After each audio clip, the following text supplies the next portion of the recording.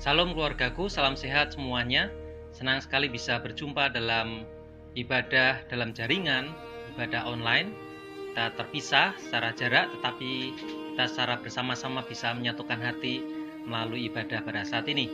Dan sebelum kita beribadah, saya sangat rindu sebenarnya untuk menyambut, walaupun setiap hari saya membawa doa keluargaku semuanya, tapi saya ingin menyambut satu persatu keluargaku. Dari mulai di Semarang ada Jatingaleh, Budak Payung, di Gunung Pati, di Mapakan. Selamat pagi semuanya. Juga di Bantengan ada juga Sister House, ataupun mungkin yang di Brother House, di Leangan, di Delta atau Ungaran Timur. Ya, senang sekali bisa menyambut keberadaan keluargaku semuanya. Juga di wilayah Rejosari, kemudian pasti di wilayah Karangjati. Senang sekali kita bisa bersama-sama beribadah saat ini. Dan tidak lupa juga ada yang jauh juga, wilayah Kabupaten Semarang juga di Kecamatan Pabilan, ya ada Pak Dwi sekeluarga di sana. Lagi saya mau menyambut semuanya dengan penuh sukacita. Mari kita menyiapkan diri secara khusus. Minggu depan kita akan mengadakan perjamuan kudus, perjamuan Tuhan. Mari kita mengambil waktu 1 minggu ini untuk mempersiapkan hati dan pikiran kita membersihkan, kita boleh memohon ampun kepada Tuhan, dan kita melepaskan maaf, melepaskan mengampuni orang lain yang mungkin masih mengganjal dalam hati kita, supaya ketika kita nanti mengambil bagian dalam perjamuan Tuhan minggu depan, kita sungguh-sungguh diberkati Tuhan. Dan kita terus berdoa untuk keberadaan terkini Indonesia. Kita akan memasuki perayaan hari ulang tahun Republik Indonesia, tetapi juga HUT GGBI. Ya, kita sedang membuat konsep yang sederhana untuk memperingati peristiwa-peristiwa yang istimewa di bulan Agustus ini. Selanjutnya hal-hal yang lain akan dituliskan dalam buletin yang akan dibagikan kepada keluargaku sekalian. Demikian beberapa hal yang bisa saya sampaikan, dan mari kita menyatukan hati untuk menyembah Tuhan pada saat ini. Tuhan memberkati. Selamat pagi keluargaku, bersyukur pada hari ini kita sampai di minggu kedua bulan Agustus tahun 2020. Kita mau terus bersyukur kepada Tuhan karena di bulan ini adalah bulan yang luar biasa, khususnya bagi bangsa kita yang merayakan kemerdekaannya yang ke-75, dan juga sebagai bagian keluarga besar Gabungan Gereja Baptis Indonesia, kita merayakan ulang tahun GGBI yang ke-49 di bulan Agustus tahun 2020 ini. Kita mau tetap bersyukur karena Allah kita Allah yang sangat hebat di dalam kehidupan kita secara pribadi, keluarga, gereja, maupun secara bangsa kita juga Tuhan sudah menyertai. Dalam segala tantangan hidup, Allah tetap mengasihi kita. Kita mau bersyukur, kita mau mempersembahkan yang terbaik di dalam kehidupan kita dengan satu nyanyian, Ku Bawa Syukurku.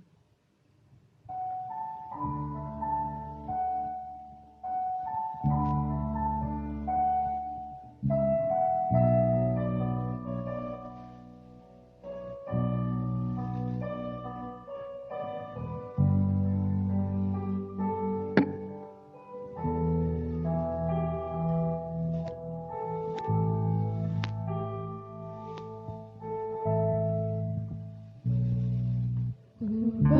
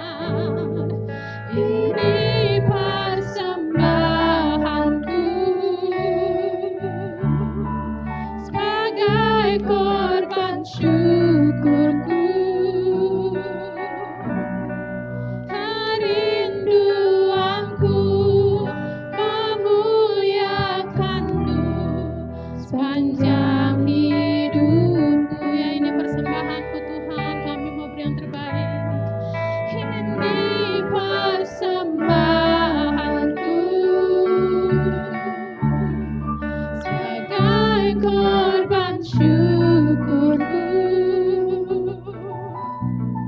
kerinduanku memuliakanmu sepanjang hidupku, kerinduanku memuliakanmu sepanjang hidupku. Ya Allah Bapa kami mau rindu untuk terus memuliakan Engkau. Kami mau rindu untuk terus mempersembahkan seluruh kehidupan kami bagi kemuliaan nama-Mu Tuhan. Dan saat ini Tuhan, kami mau berdiam diri di hadapan-Mu, kami mau memuji Engkau, dan kami mau mendengarkan firman-Mu dalam ibadah Gereja Baptis Indonesia Kedua Ungaran pada hari Minggu tanggal 9 Agustus tahun 2020 ini Tuhan. Kau memberkati setiap kami yang mengikuti ibadah. Biarlah kami boleh menikmati persekutuan yang indah bersama-sama dengan Engkau di rumah kami masing-masing, dan juga menikmati hikmat, kasih karunia, dan menyatakan kebaikan-Mu di dalam hidup kami. Engkau berkati acara ibadah kami dari awal sampai akhir, dan hanya di dalam tangan kasih setia Tuhan kami menyerahkan seluruh doa kami. Amin. Kita akan terus memuji Tuhan, karena bagi Tuhan kita adalah ciptaannya yang terbaik, dan biarlah kita terus hidup memuliakan Tuhan. Kita akan nyanyikan satu nyanyian pujian, dari nyanyian pujian nomor 140, Ku Suka Hidup Bagimu. Sebuah lagu yang menyatakan bahwa kita akan terus bersuka cita di dalam seluruh kehidupan kita, karena Allah yang sudah menyelamatkan kita.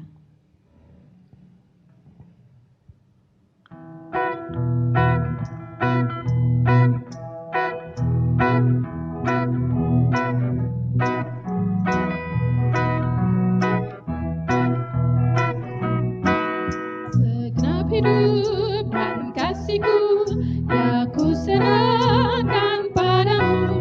Semoga ku tetap teguh, juru selamatku. Ku suka hidup bagimu, sangat besarlah kirangku. Ku suka hidup bagimu, juru selamatku. Ku yakin Kau menerimaku, karena Kau mati bagiku, dan ku percaya padamu, juru selamatku. Ku suka hidup bagimu, sangat besarlah kirangku. Ku suka hidup bagimu, juru selamatku. Ku suka hidup bagimu, sangat besarlah kirangku. Ku suka hidup bagimu, juru selamatku. Amin. Biarlah seluruh kehidupan kita bisa menjadi sukacita karena kita sudah diselamatkan, dan biarlah setiap orang boleh melihat ada sukacita yang besar yang Tuhan berikan di dalam kehidupan kita masing-masing. Kita akan persiapkan hati kita, pikiran kita untuk mendengarkan firman Tuhan. Firman Tuhan pada pagi hari ini diambil dari Injil Yohanes pasal yang ke-10 ayat yang pertama sampai yang ke-21 yang akan disampaikan oleh hambanya Pendeta Yones Purnomo. Bacaan firman Tuhan kita yang akan kita pelajari dalam firman pada pagi hari ini diambil dari Injil Yohanes pasal yang ke-10 ayat yang pertama sampai yang ke-21. Mari kita akan persiapkan hati kita dengan satu nyanyian yang menyatakan bahwa hanya Tuhanlah yang berhak atas kehidupan kita. Dan apa yang kita lakukan adalah ada di dalam tangan kasih setia Tuhan, ada di dalam izin Tuhan, dan ada di dalam rencana Tuhan. Yang kita lakukan adalah menyerahkan seluruh hidup kita. Sebuah lagu Pemilik Hidupku kita akan nyanyikan sebelum kita mendengarkan firman Tuhan.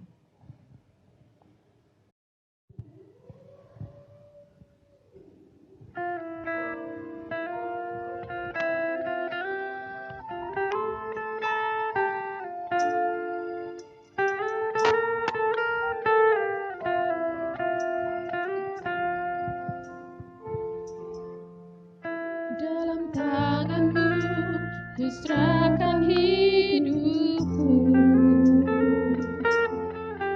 ku taruh penuh harapku padamu. Kemenanganku hanya ada di dalam janji-Mu. Engkaulah Tuhan pemilik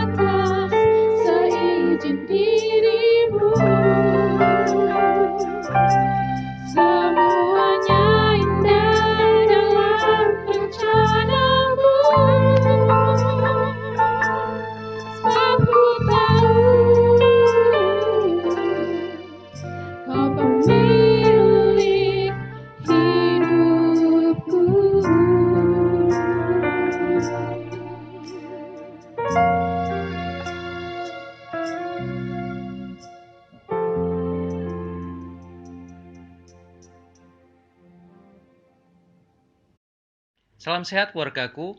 Minggu yang lalu kita sudah belajar bagian dari khotbah seri. 2 minggu ini kita belajar dari perikop Yohanes pasal yang ke-10, di mana lembaga kita memberikan judul perikop yaitu Gembala yang Baik. Minggu yang lalu kita sudah belajar tentang gembala yang baik. Nah, sekarang kita akan belajar dari versi domba yang baik. Gembala yang baik dan domba yang baik. Gembala yang baik kita sudah tahu itu adalah Yesus, dan gembala yang baik mencari domba yang baik. Tentunya kita ingin menjadi domba yang baik bagi gembala yang baik. Nah, namun sebelumnya perhatikan gambar di layar seperti ini.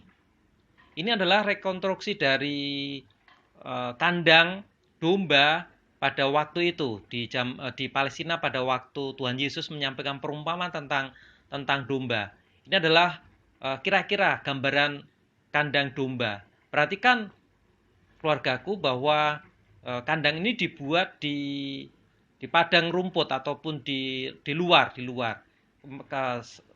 Keluargaku mungkin masih ingat tentang peristiwa ketika Tuhan Yesus lahir, ada gembala-gembala yang ada di padang menjaga ternak, kemudian ada malaikat yang datang. Nah, ini kira-kira gambarannya. Kandang itu dibuat dari batu-batu, bisa juga dari kayu-kayu, dan kandang itu hanya mempunyai satu pintu.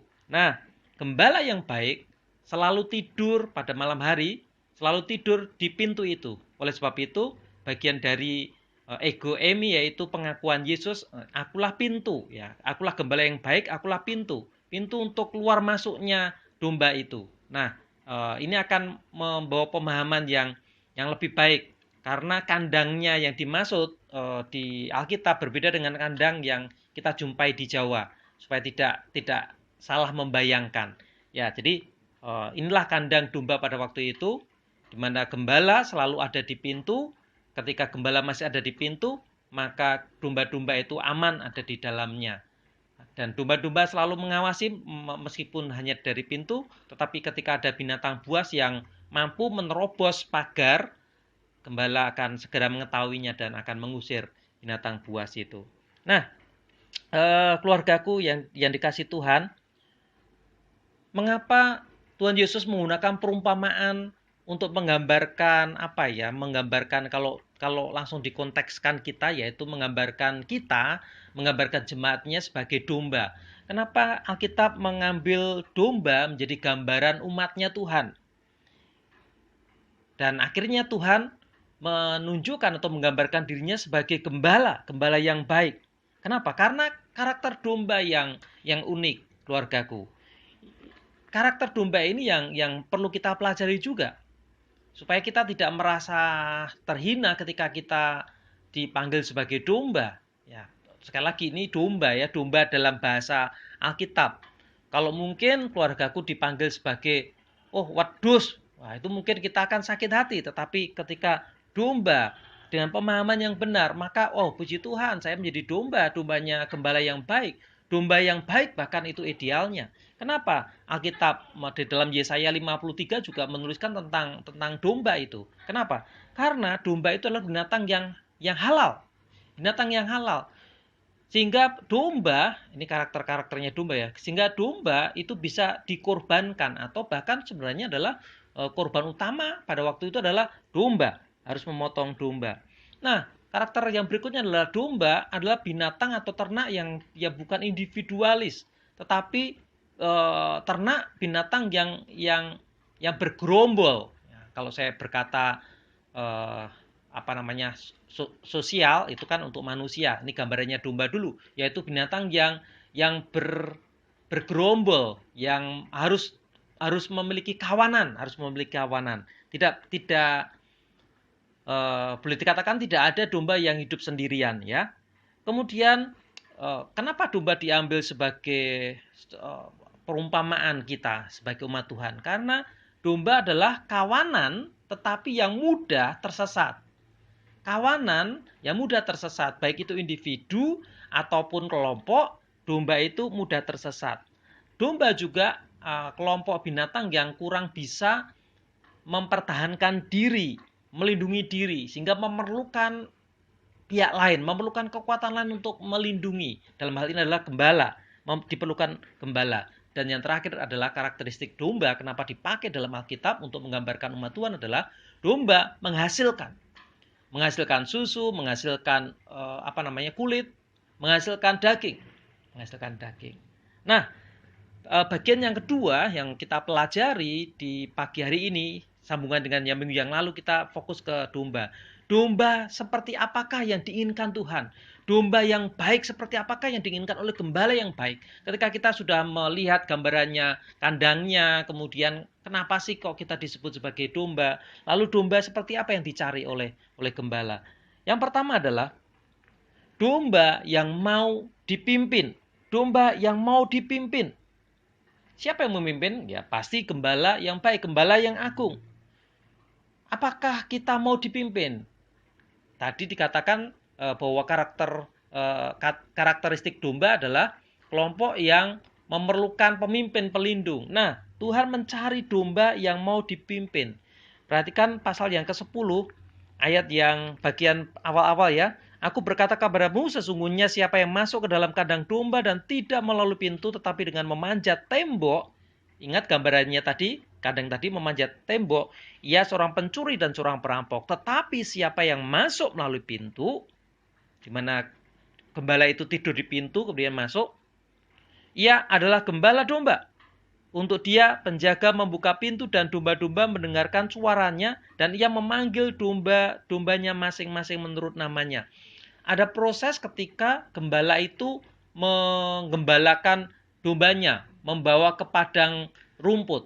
Ada prosesnya. Jadi ketika malam hari, penjaga ataupun pemilik ya saya katakan sebagai gembala sejati, gembala yang baik, tidur di pintu, lalu pada pagi harinya maka ada palang kayu yang dibuka, gembala itu bangun, kemudian gembala itu dari luar kandang akan memanggil satu persatu dombanya, dan domba itu keluar, lalu gembala itu menghitung sambil memeriksa keadaan dombanya.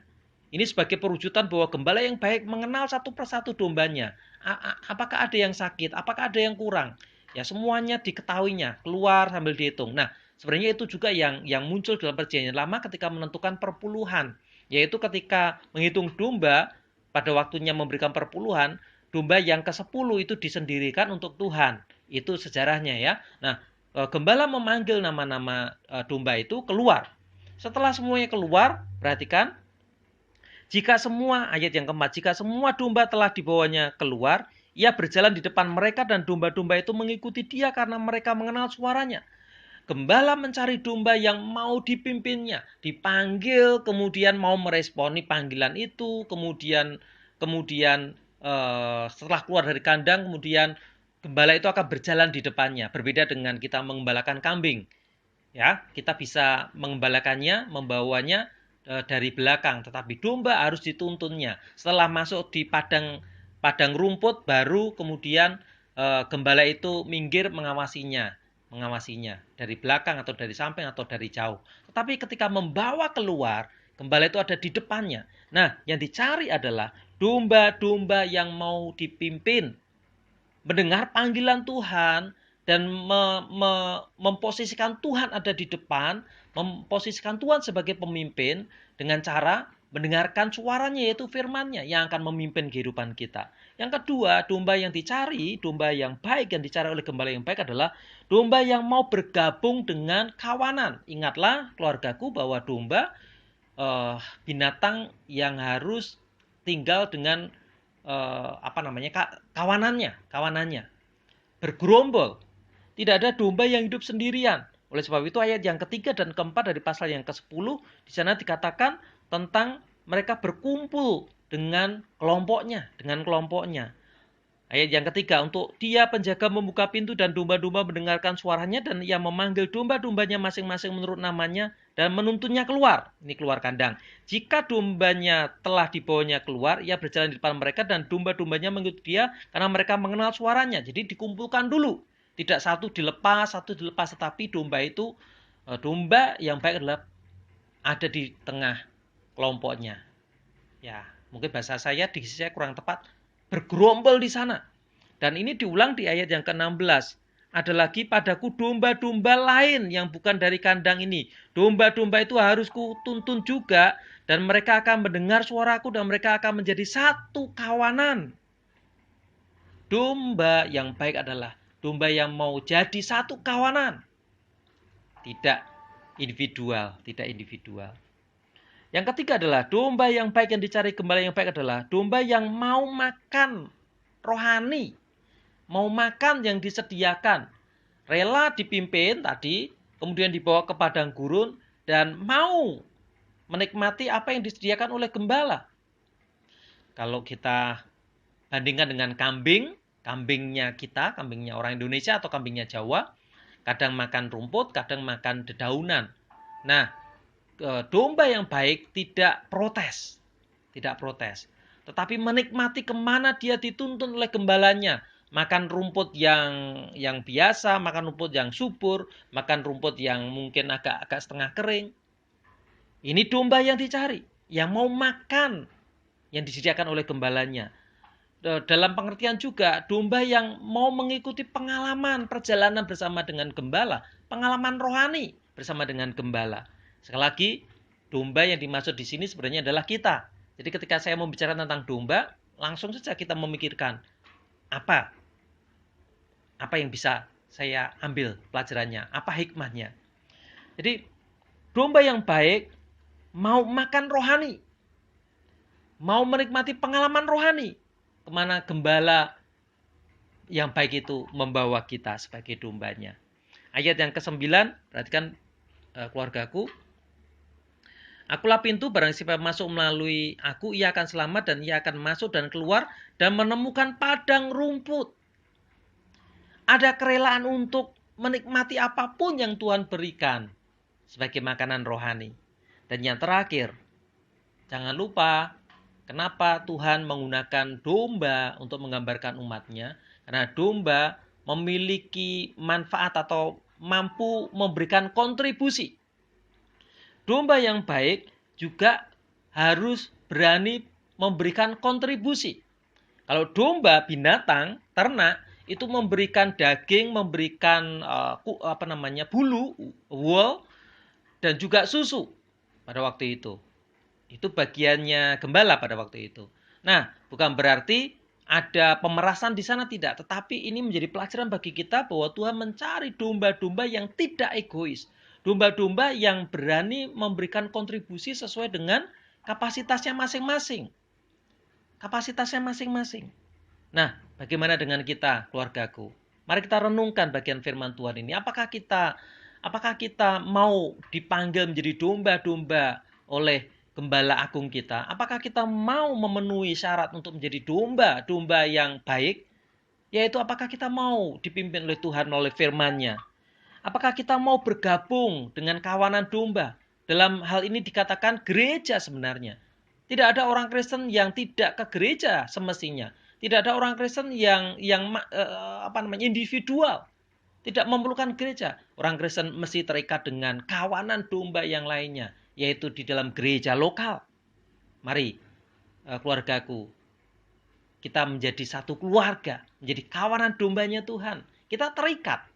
Disitulah dikatakan sebagai domba yang baik. Dan mari kita belajar mengikuti kemana Tuhan membawa kita, menikmati makanan rohani yang Tuhan sediakan, menikmati pengalaman-pengalaman rohani yang Tuhan izinkan terjadi dalam kehidupan kita.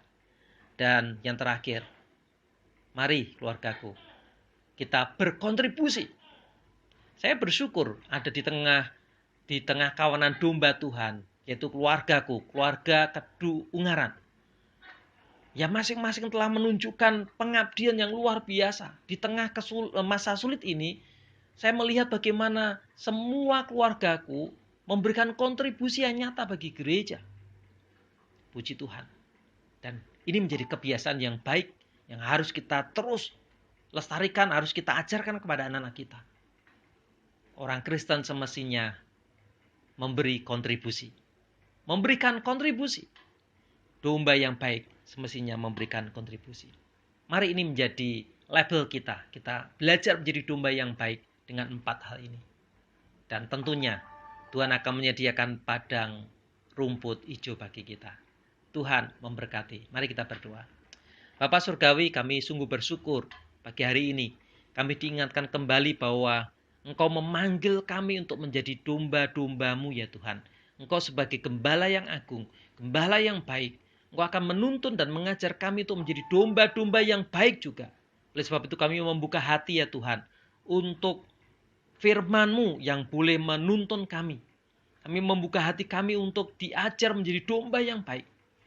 Dan ampuni kami kalau kami kadangkala memiliki keinginan memisahkan dari kawanan, tetapi pagi hari ini kami mengambil komitmen bahwa kami tidak bisa disebut domba yang baik kalau kami memisahkan diri dari kawanan. Dan biarlah kami terikat menjadi keluarga besar GPI Keduk Ngaran, GPI ku menjadi keluargaku. Dan biarlah kami belajar untuk memberikan kontribusi, baik itu kontribusi ke dalam gereja maupun kontribusi keluar gereja yang memberikan dampak dimanapun Engkau taruh kami dalam kehidupan ini, baik itu di lingkungan masyarakat ataupun di tempat pekerjaan kami ya Tuhan. Terima kasih ya Tuhan, Engkau terus memberkati kami dengan kesempatan hidup dan pertolongan Tuhan nyata setiap harinya. Terima kasih ya Tuhan, karena sungguh-sungguh kasih-Mu melimpah bagi kami. Kami terus berseru kepada Tuhan untuk keberadaan pandemi yang belum selesai ini. Kami yakin dan percaya, kami mengimani bahwa Tuhan merancang yang terbaik bagi kami. Biarlah pemerintah menjadi alat Tuhan untuk boleh membantu rakyat mengatasi kesulitan-kesulitan ini. Biarlah kami juga terus belajar untuk menyesuaikan diri dengan keberadaan yang serba terbatas dan darurat ini. Dalam sistem pendidikan, dalam pekerjaan, dalam penghasilan kami yang mungkin terpengaruh. Tapi kami percaya Tuhan akan menolong kami. Kami terus berdoa supaya segera Tuhan memberkati dengan ditemukannya obat ataupun vaksin untuk virus ini, sehingga kami boleh menghirup udara bebas, kemenangan, kemerdekaan ketika semuanya sudah bisa teratasi. Dan kami berkomitmen ya Tuhan, biarlah kami menjadi bagian di garis terdepan untuk pencegahannya, sedangkan para tenaga kesehatan, tenaga medis menjadi bagian terdepan untuk penyembuhannya Tuhan. Kami bisa bekerja sama untuk melawan COVID-19 ini ya Tuhan. Dan kami terus menyerahkan untuk anggota GPI Keduk Ngaran dimanapun berada, Tuhan akan melingkupi kami dengan cinta kasih Tuhan. Terima kasih ya Tuhan, kami menyerahkan untuk acara-acara kami selama sepekan ini, biarlah kami bisa melakukannya oleh karena pertolongan Tuhan, dan hidup kami boleh menjadi persembahan yang harum untuk kemuliaan nama Tuhan. Terima kasih ya Tuhan, ini doa kami naikkan di dalam nama Tuhan Yesus kami berdoa. Amin. Kita sudah mendengarkan firman Tuhan yang disampaikan oleh Pendeta Yohanes Purnomo, dan bila kita belajar terus untuk menjadi domba yang baik dan menyerahkan seluruh kehidupan kita, karena hidup kita dipegang oleh Tuhan. Kita akan merespon firman Tuhan dengan satu lagu, Di Tangan-Mu, bahwa segenap hidup kita hanyalah untuk Tuhan.